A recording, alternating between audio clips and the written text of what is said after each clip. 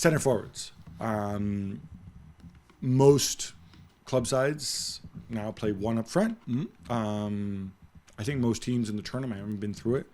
I mean, some might play two. I'd love to see Mitrovic and Vlahovic up front for Serbia, just to scare the opposition. I don't think so. But it's an interesting one, and you can almost evaluate the teams in some ways through the center forward. And if we're going to do that, let's start with the guy who was the joint top goal scorer at the last Euros. One of the greatest center forwards and the greatest goal scorers in history. Patrick Schick. No, just kidding. The other guy who was joint scorer with Patrick. We can talk about Patrick Schick too if you like. Cristiano Ronaldo. Now, look, so much has been said about him. He's 39 years old. He's like 52, 53 goals this season in Saudi. And look, you can say, it's a Saudi league. Yeah, okay. It's still a ton of goals. You want to cut those in half? It's 26 goals. Yeah? Yeah. I mean, that is a lot of goals at his age. There was some thinking, given the way he bowed out at the World Cup, where eventually he was dropped by Fernando Santos, and then when they're going out, he's brought on at the end for some sort of weirdo cameo, that Roberto Martinez might turn the page. He didn't. Roberto Martinez included not just Cristiano, but Pep as well. How do we read this? I think it's easier to play Cristiano in a qualifier group, especially the one that Portugal were in, where he played almost all the games, scored loads. They won every single qualifier game that they played. It's a very different story. Maybe not so much at group stage level, because Czech Republic, Georgia, Turkey, Cristiano can do well, and Portugal will be dominant. I think it's a different story to then play him in the last 16 quarterfinal, semi-final, final. Can he play that? This Portugal team wants to press and press high. You cannot press right now with Cristiano Ronaldo. This is not what he does, and he's never really been a pressing machine. He's never really done that kind of running, and even less now at 39 years old. So for me, the question mark over more than maybe where you play Bernardo, who you do this, blah, blah, blah. It's more like what to do with Cristiano.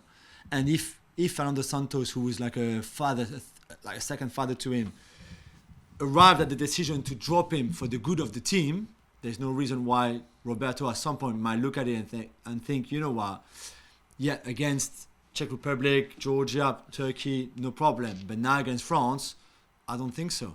And then drop him and play Gonzalo Ramos for an hour, and then Cristiano comes in for the last half hour, something like that. I really don't know. Yeah, I'm not 100% on Gonzalo Ramos, but you're right. He would give you that effort. He is an unselfish player. Let's move to Germany now, because their center forward is a guy who, again, you know my thoughts on him. I think all these debates about proper goal scorer, proper center forwards are absolutely freaking idiotic, especially when it comes to him. But they've had it at Arsenal all year.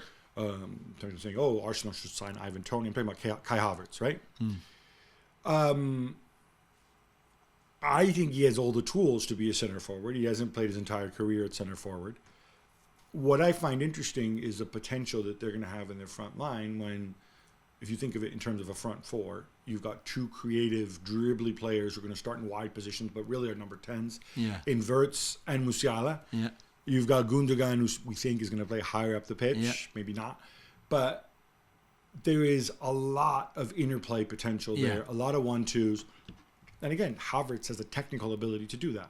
Yeah, and I think for that, it's perfect, for that fluidity, for what Nagelsmann wants. Nagelsmann, who is obviously his favorite system is the 4-2-2-2, which I think he would love to play in a way with that front four. Like you said, you can have 2 and 2, really. Is this enough to win these Euros when you play against very strong defenses, for example, when you maybe need more of a cutting edge than just 4 super creative guys? Because Kai Havertz is creative, Gundogan makes those runs, but he's also can bring creativity. Same with Wirtz and Musiala. Is it a bit too lightweight? I mean, and I know Füllkrug can play, but Füllkrug also needs crosses, which Kimmich and Mittelstadt, whoever plays on the left, is not going to provide. So they want to have that. Right. So I find that, again, we said earlier, Kroos is the game changer. Of course he is. There's no doubt. But that front four, like you said, would be very interesting to see, because if they don't click really together, then they will obviously have a problem. And also Kroos, let's face it, he's older this season. He's played a lot this season with Real Madrid. Those big switches to Vinicius one way or Carvajal the other way or whatever, Germany don't have the players to do that either. No. You know? And if you want Musiala and Wirtz to be there, then you lose a lot of what they're really good at more centrally. Croatia, we talked about sort of their center forward situation. Budimir scored a ton of goals. Yeah, for you love Osasuna. Budimir. Well, the way I look at it is the way Osasuna played last season. You know, he got limited service. He's got all these ballers behind him, and Lebras and Kova and Modric. Could he be a breakout where they just feed him? Yeah, I think so. And to be fair, you also have the Kramaric option. If Budimir doesn't work out for whatever reason, Kramaric can certainly play central. He also had a good season in the Bundesliga, and you can find somebody else to play wide where Kramaric is going to play now, but more as a second striker than a proper winger. So I think Budimir Kramaric could work, but again, it's not Mbappe, it's not Kane, it's not Cristiano. Italy's center forward is Gianluca Scamacca, which I guess is good because if Atalanta hadn't had that run late in the season, then I think Retegui would probably be starting up front, which again, nothing wrong with him, but it's a guy who scored 7 goals for Genoa. Was out half the season and naturalized, which is again, fine, but kind of like cheating a little bit when people do that. It's funny because when he was 18, 19 years old, he was another one of those guys who was hailed as next big thing. Yeah. And then he kind of lost himself, and people like too many tattoos, to, you know, a family that's too involved in his life, thinks he's better than he is. I like the fact that he's playing regularly for a Champions League caliber team. In fact, Champions League team at this stage, a team that wins the Europa League.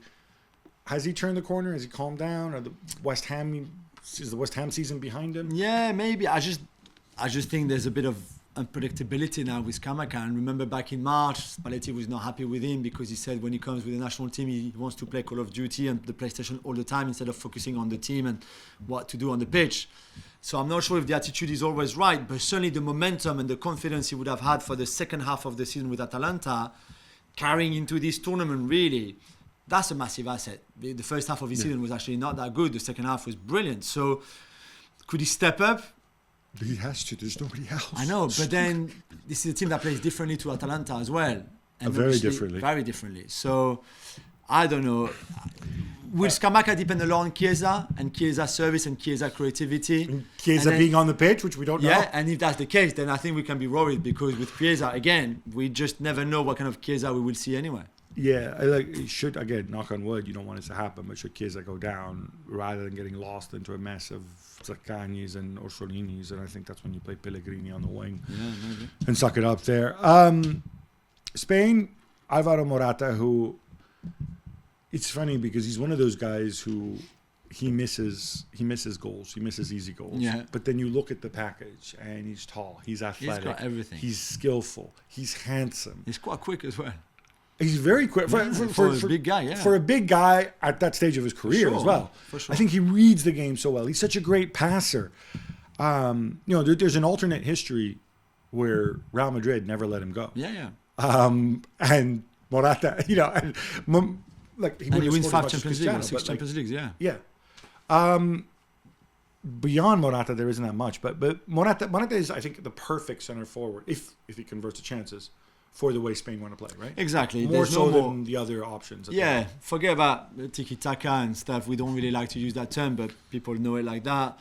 That kind of football is gone now. Not certainly with De La Fuente, they're going to put crosses in for him from Lamine Yamal, from Nico Williams, from even the wide midfielders, I don't know, Dani Olmo or Fabian Ruiz or Pedri, whoever. And that's what they want for Morata. Is it the Morata from the first half of the season who was brilliant? And when we all thought, okay, finally, maybe he found the consistency and he's going to score 40 goals in the season. And then in the second half of the season, he disappeared. He disappeared in Champions League at the worst moment. He disappeared in the league as well when they really needed him and they had this really iffy end of the season. We don't know, but yeah, if he's on top, great. Otherwise, it's Oyarzabal, who is a very different type of striker, and not probably a striker forward. even, yeah. They can play that. England, I have Harry Kane. Yeah. And Watkins and Tony. Right, but we don't think he's ever going to play a front two unless they're losing, right? And why do you take 3 number 9s? It's different profiles. I think they're the only team. I think he took them because he likes to have 26 players. Because if they go a goal down, or maybe depending on the opposition, should Kane get injured, he wants to have an option of 2 different profiles of players between Tony and Watkins. You know my issue with 26 players in your squad, yeah? Have I told you my issue? Oh, well, you're going to be like, there's too many. Yeah, I mean, it's very, very simple. And that's why I think a lot of them have taken 25. Like the Dutch are back to 25 now, like the French are 25. 26, you've got 3 goalkeepers. That's 23 outfield players, right? If you want to do drills by teams of 4 or 2, 23 is a problem. If you want to do practice game, 11 against 11, okay, this is not my explanation, it's Deschamps. You're clearly not happy with Deschamps. I'm not a big fan of Deschamps, as you know. I think half of what he says is nonsense, so... Look, so, hang on. So you've got 23 outfield players. Yeah. You want to play 11 aside. Okay, so first of all, you don't play 11 aside. But second of all... Who doesn't play 11 aside? Well, all those teams... If you only have 23... I'm sorry. If you have 23 players, right? Yeah. The perfect Deschamps-sized squad, right? What are you going to do? You're going to play... you're going to play 10 outfield players, and you're going to have your third goalkeeper just sitting... What you can do, referee. Yeah, you've got 3 goalkeepers. Okay. In the real world, during a tournament, there's always somebody who's getting treatment, who's training on their own, who's doing something else, right? Secondly, you're not always going to have a balance where you've got 2 right backs, 4 center backs, whatever. It's just an extra player that you don't need. You've got 23. You have more options to try different things. When you have a 23-man squad, when you're in training camps, you're always bringing in assistant coaches, young players who you have along for the ride to fill out on those occasions when you feel the need to do 11v11, which, by the way, as you know, most teams really don't do that often. So I don't see the point here. You know, I can see the point massively. You don't need 23. There will be one. You do the drills where you've got teams of 4, teams of 2, or teams of 3. If you get 24, for example, and you've got one left out. Why would you have a player left out? Why would you have a team of 5 and teams of 4? Why a team of 4 and there's all always the players left out because not everybody is fit for every training session. That is not true. You can't start a competition by thinking, "Oh, I need another player because somebody will be in the gym or with a doctor." This is degenerated into a conversation about but it's true. Like techniques. the 25 players makes far more sense than 26 in your squad for just a simple reason of numbers. All right, let's agree to disagree on that one. So yeah, 3 strikers for England. Harry Kane is a bit special, yeah? Yeah. I wonder, is it going to be a bit different? Again, I'm assuming Saka will start and Foden will be in the middle, and then maybe on the other side you'll have Palmer, I guess, or no. Gordon on the left. Anthony Gordon. He's ready to switch it up. The nice thing about Kane is he's so versatile and he's so intelligent that whether he plays as an out-and-out striker, waiting for service, whether he drops off, lets people run off him, he can do that. Slovenia, Šeško, just a word on him. We're also excited for him. They got to get him the ball, and this is the issue. This is going to be the issue for Slovenia. Do you think it'd be harsh if we judge him on this competition, or we should? We should look. I think you can look at him. You can judge his personality on this because it's completely different playing here than He's played at what, Leipzig, and before that he was at Salzburg, right? Yeah. So he's playing for these uber dominant teams who've got 100 are just much better than the opposition all the time. He's got 1 billion players around him. This is going to be a very different experience for them. He will often be up there on his own, and I think it's a good test for him.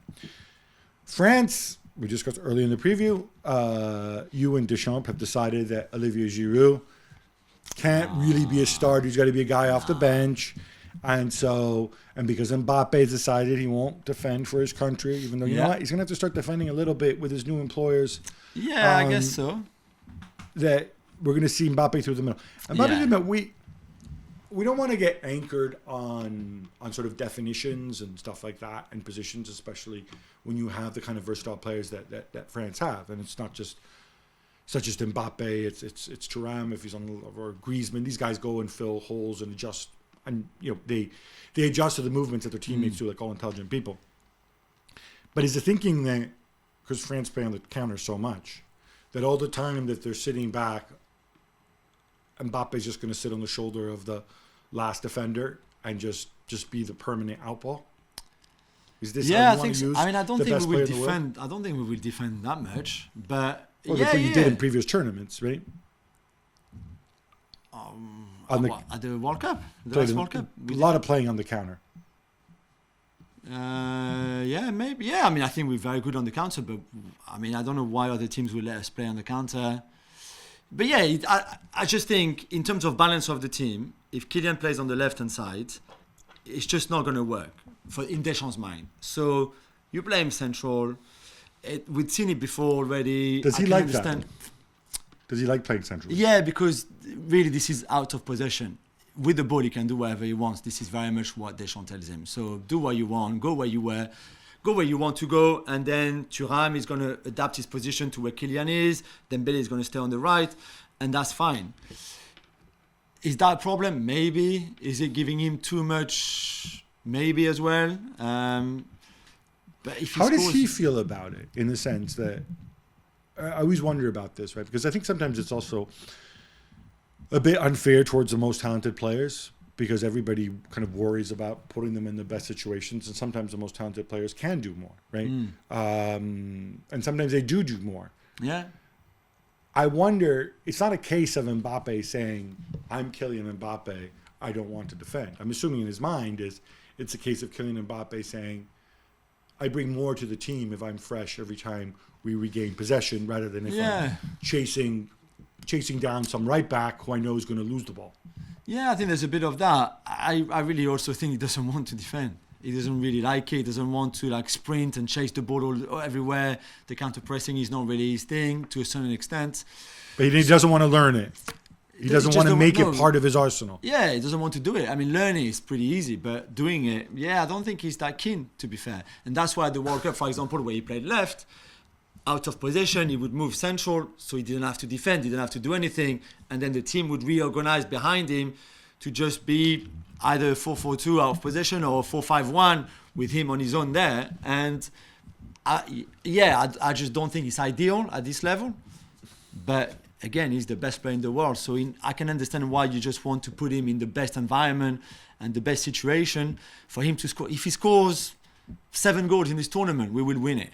So, I can see why, but it's, I think, very risky. It is very risky. For example, he's going to push Griezmann further up than what we saw at the World Cup, where he was really in the 3 in midfield, to play closer to Kylian, to be able to give Kylian even more support and even more service for Kylian to score. Great, I'm all for that. But then maybe you miss out a lot of what Griezmann could bring into midfield by playing him so high. So, we'll see.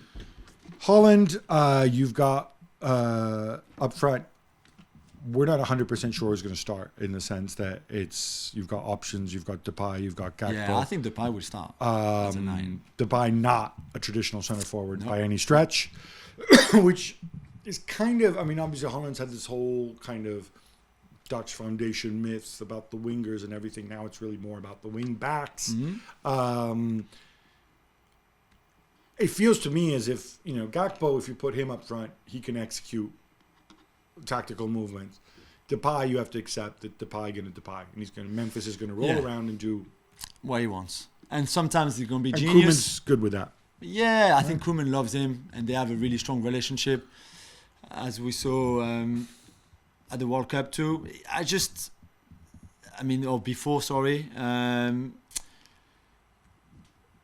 I'm all for a maverick player in there, because I think he can make you win games and win maybe and go far in this tournament.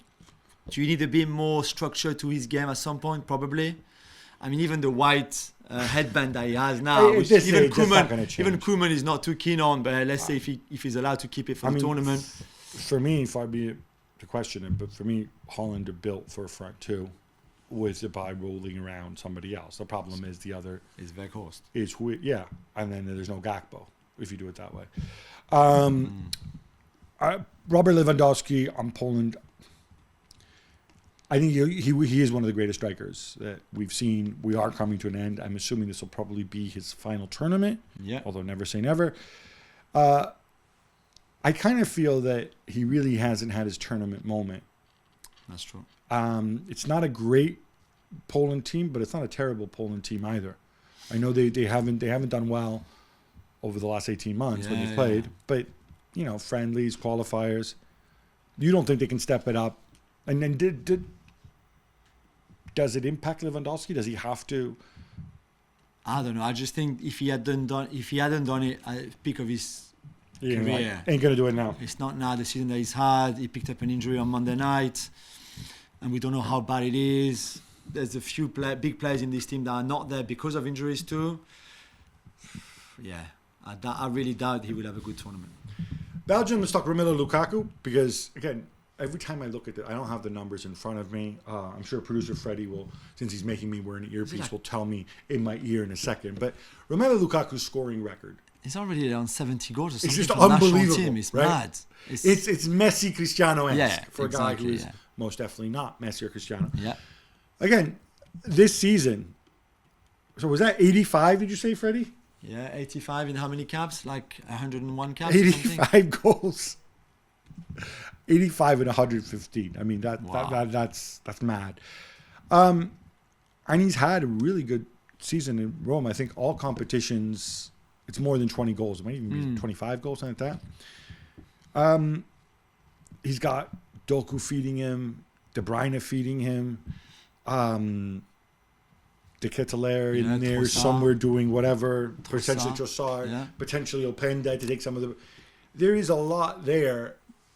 Is there a risk when you got so much talent that because you have this giant man in the middle, he becomes the focus and the others don't play? Or if you're smart, can you actually play it to your advantage in the sense that people have to account for Lukaku? And he's shown that he can be a very unselfish center forward as well. Yeah, completely. No, I think this is the idea. I think you go with him and you kind of follow him. And I think he could easily score a lot of goals in that group with Romania, Slovakia and Ukraine. It could be like 5 or 6 at the end of the group stage already and having that kind of momentum. I wouldn't be surprised if in the end he finishes top goal scorer, regardless of how far Belgium go or not. But you could see this is the kind of games where he scored, right? Of those 85 goals he scored already for Belgium, a lot of them are in those qualifiers, Nations League, etc., etc. Yet, as we saw in the last World Cup, he was in a very different place, obviously. Completely. And he got on the end of all those chances, which is another thing that... It's just the lack of efficiency. Yeah. If he gets on the end of those chances this time around, I have to think he will convert them. I agree with you. And I think that's when Belgium can become really scary. I'm really curious to see what he can do in this World Cup.